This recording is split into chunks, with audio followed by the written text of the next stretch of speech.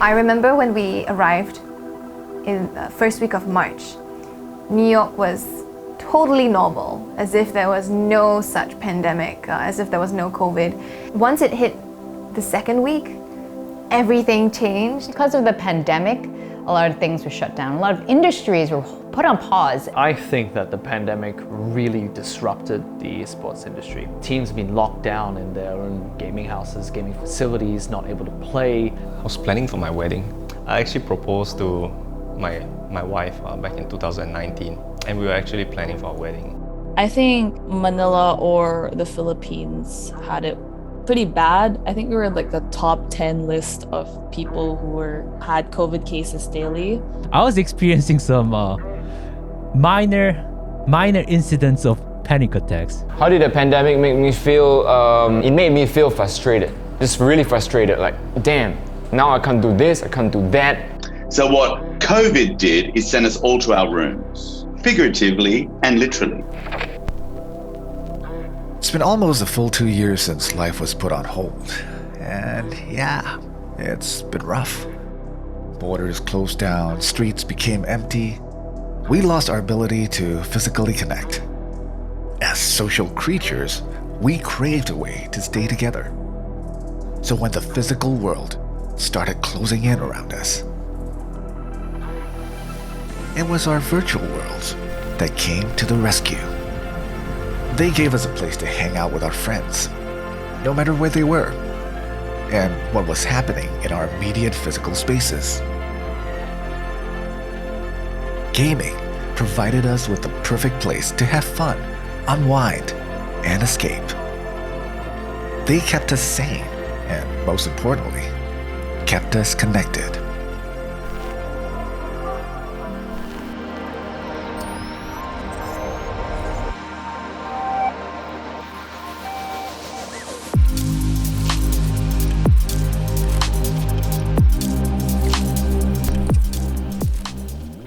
In March 2020 was when everything got really bad with COVID all around the world, so we had to come back home to Singapore, and I left.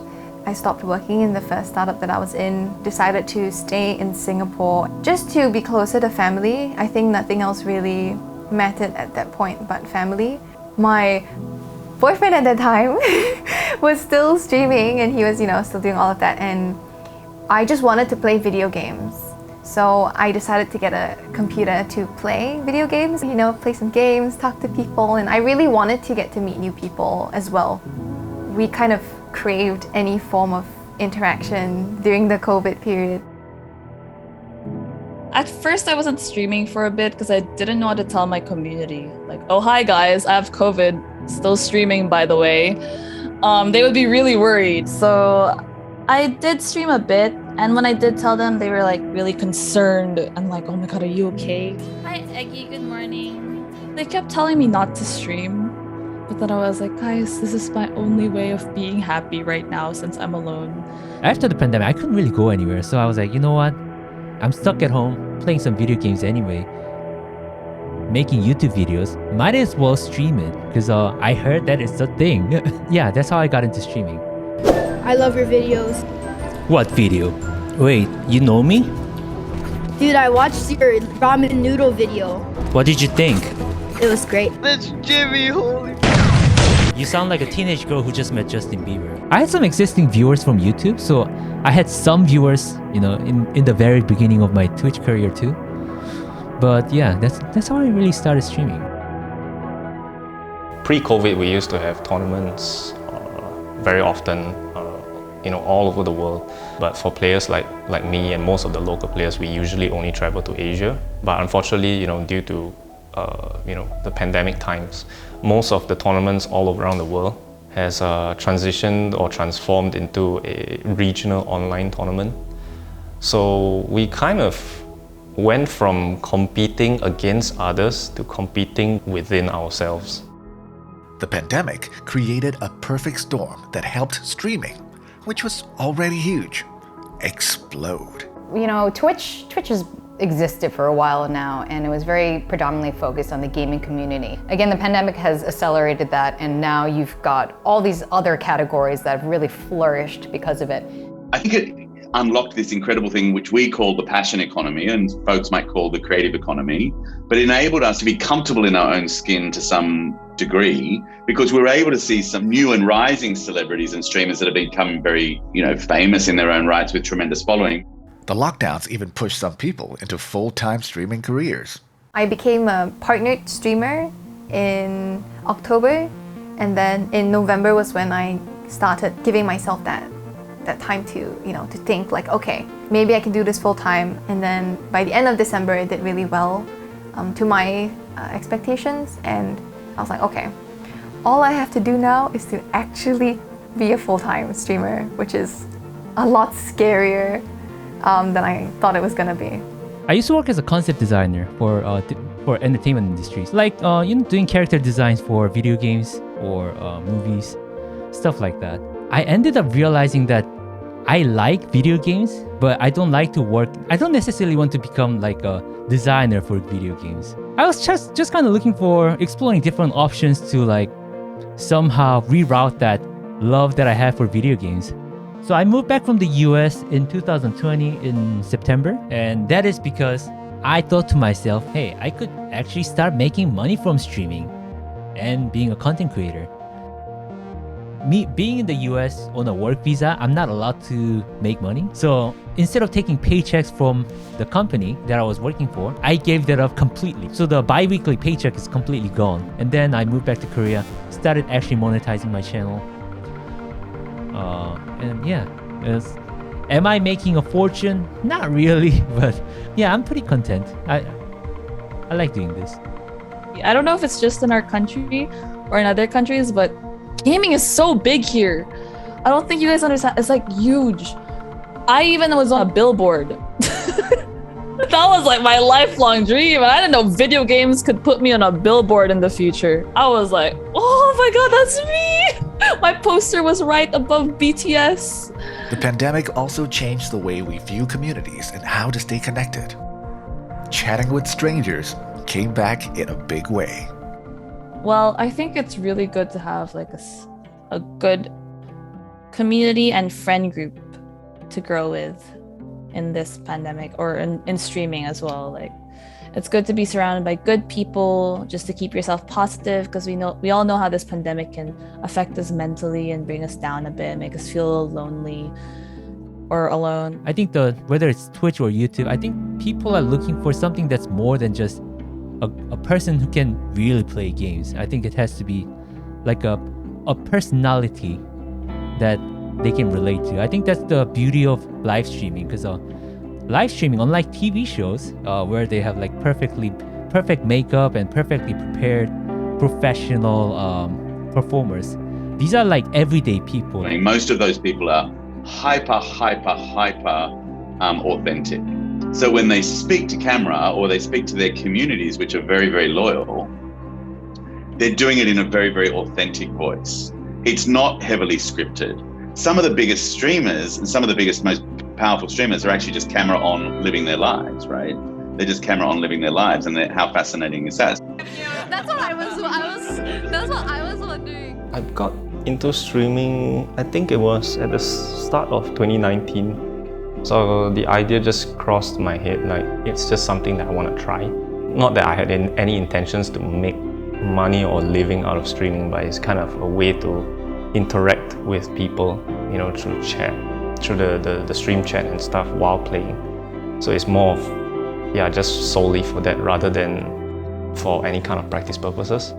Whoever it is that I watch on Twitch, it's like somebody that I can relate to, somebody who's not very far off from me. They don't necessarily look the most beautiful a lot of the times, like myself included. And I think that's the real beauty of it. Like it's a platform of on everyday people, like platform where you see like a partial reflection of yourself. Like you don't get that experience from watching Hollywood movies.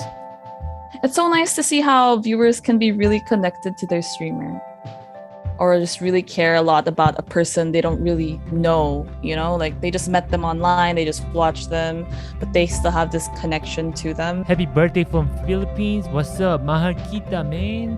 Hi, Eggy. Good morning. Oh, he's almost dead. He's almost dead. Oh, 안돼 힐한다. Oh, let's go.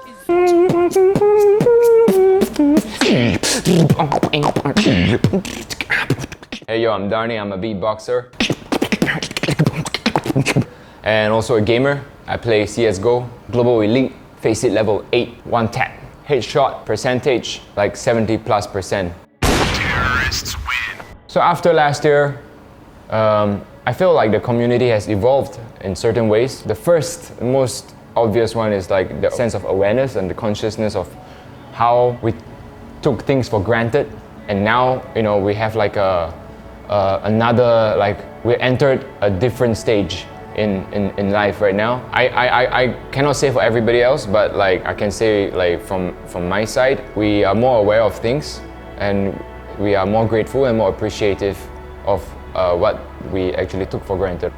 I'm really happy that esports is starting to get mainstream acceptance. Now it's really moving away from just being those like garage room setups and, you know, small expo events that will showcase these mini tournaments into full-fledged entertainment products. It now has become pretty much a sport itself, where people are genuinely invested in their favorite players, genuinely invested in their favorite teams, and their form of entertainment is not, you know, going to these one-off events or not just playing the game and having this as a side thing that's cool. They're genuinely interested in esports and are invested in the outcome of these tournaments. If you're a professional player and you are full-time training, traveling the world to compete in various competitions, this is likely your primary source of income. You need to win these events. Well, I think the thing that I learned from the Olympics, the stuff that I mean, obviously sport as an activity for the physical body and the mind and the spirit is very, very powerful. An athlete, what I've learned from many gamers actually is they approach, especially at the elite level, they approach competition exactly as I observed Olympic athletes or elite level athletes. They literally put blood, sweat and tears into their craft to be the absolute best they can be, not just to prove a point or not just because they really want to, but to put on a great show for millions of people who enjoy watching them perform at their very best. And it's, you know, incredibly uplifting to celebrate and to tell the stories of these incredible gamers and athletes as they have the same struggle as elite sport athletes and the same human struggles, the same storytelling, to enable them to be incredible role models and powerful role models, not only from a skill perspective, but also from a human perspective. Incredibly rich and diverse talent and stories to be told. I can understand why anyone's really excited to get into this space. Even prior to the pandemic, the growth of gaming was already on a trajectory. But because of the pandemic, it has exploded. I can only see it growing from here. I think the big thing that we like to talk about at the Global Esports Federation is this notion of a convening platform where we're able to bring people together in a cadence that they feel comfortable with, right? In a level of participation that they feel comfortable with. In a very interesting way, gaming has connected everyone and kind of put everyone in a very similar playing field. So that's also about creating incredibly powerful events around the world that can showcase the skills and diversity of esports. It's only going to get bigger, but how the industry really evolves over time is it's going to be led by the organizations, the companies that focus on the gamers first.